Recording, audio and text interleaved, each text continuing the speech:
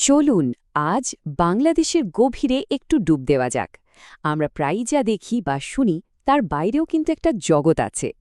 আজ আমরা সংস্কৃতির সেই স্তরগুলোই খুঁজে দেখব যা সাধারণত আমাদের চোখের আড়ালেই থেকে যায়। আচ্ছা, কখনো কি মনে হয়েছে যে আমরা কোনো কিছু নিয়ে যে সহজ গল্পটা জানি সেটাই কি আসল সত্যি, নাকি পুরো গল্পের একটা ছোট্ট অংশ মাত্র? এই ধারণাটাই হলো বহুমাত্রিক সংস্কৃতি, মানে বাইরে থেকে যা দেখা যায় তার ভেতরের অর্থটা হতে পারে একদম অন্যরকম, এমনকি উল্টো। আর আজ আমরা ঠিক এটাই দেখব বাংলাদেশের প্রেক্ষাপটে। শুরু করা যাক নারীদের কথা দিয়ে, মানে এখানকার সাহিত্যে আর লোককথায় নায়িকাদের কিভাবে দেখানো হয় তা দিয়ে।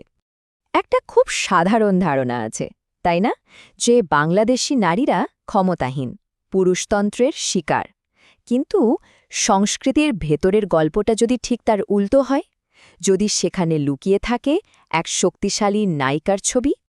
একবার শুধু কল্পনা করুন, এই নায়িকারা ডাকাতদের সাথে লড়তে বর্ম পড়ছেন, ক্ষেপে যাওয়া গন্ডার মারছেন, আবার প্রেমিককে বাঁচাতে উড়ন্ত ঘোড়া বশ করছেন, এমনকি অজ্ঞ পুরুষদের ছাগল বানিয়ে দিচ্ছেন।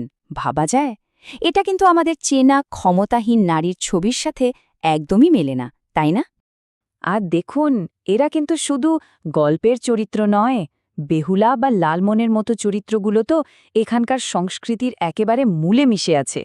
এরাই তো সেই শক্তিশালী রোল মডেল যারা যুগ যুগ ধরে পুরুষতান্ত্রিক নিয়মগুলোকে চ্যালেঞ্জ করে আসছে। আচ্ছা, লিঙ্গীয় পরিচয়ের মতো ধর্ম নিয়েও কি একই রকম সরলীকরণ করা হয়? চলুন এবার সেই দিকেই যাওয়া যাক। এখানেও কিন্তু বাইরের ছবিটা ভেতরের জটিলতার কিছুই বোঝাতে পারে না।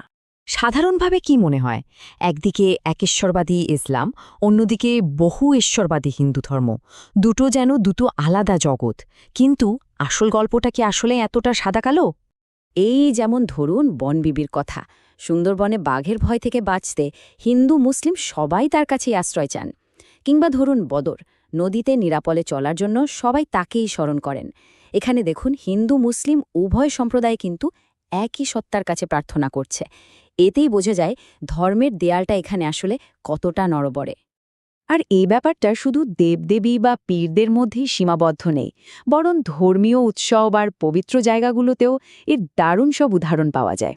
চলুন সেরকমই একটা গল্প শোনাই। ঘটনাটা প্রায় ১০০ বছরেরও বেশি আগের। কিশোরগঞ্জে কৃষ্ণের দোল উৎসব উপলক্ষে একটা বিশাল মেলা বসেছে। চারদিক থেকে বড় বড় ব্যবসায়ী, স্থানীয় দোকানদার সবাই এসেছেন, হিন্দু মুসলিম সবাই। কিন্তু অবাক করার ব্যাপারটা কি ছিল জানেন? মেলার ঠিক প্রবেশপথেই প্রথম দোকানগুলো ছিল মুসলিম বই বাধাইকারীদের। আর তারা কি বাধাই করছিলেন? কোরআন। ভাবুন একবার, একটা বড় হিন্দু উৎসবের মেলায় মুসলিম কারিগররা কোরআন বাধাই করছেন। এই একটা ছবিই তো যথেষ্ট, তাই না? এটা দেখিয়ে দেয় যে তথাকথিত ধর্মীয় বিভাজনের ধারণাটা সাধারণ মানুষের জীবনে কতটা অর্থহীন ছিল।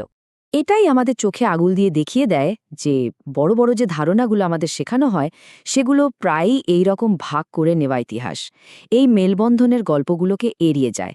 অথচ সাধারণ মানুষের কাছে এটাই ছিল বাস্তব, এটাই ছিল সত্যি। সংস্কৃতির এই যে নানা স্তর, এই যে মেলবন্ধন, এর সবচেয়ে সুন্দর প্রকাশ হয়তো পাওয়া যায় গানে, বিশেষ করে বাউলদের গানে। তো এই বাউলরা কারা? তারা হলেন একদল মরমী সাধক শিল্পী। তারা নিজেদের কোনো নির্দিষ্ট ধর্মের ছাঁচে ফেলেন না। তাদের পথটাই হল প্রচলিত প্রথার বিরোধী পথ। মদন বাউলের এই গানটার কথা একটু ভাবুন। যে পথ তোমাতে মেশে মন্দির আর মসজিদে তা ঠাসা। তিনি কি বলছেন? বলছেন, ঈশ্বর, আমি তোমার ডাক তো শুনতে পাচ্ছি, কিন্তু এগোতে পারছি না, কারণ হিন্দু আর মুসলিম গুরুরা আমার পথ আটকে দাঁড়িয়ে আছে।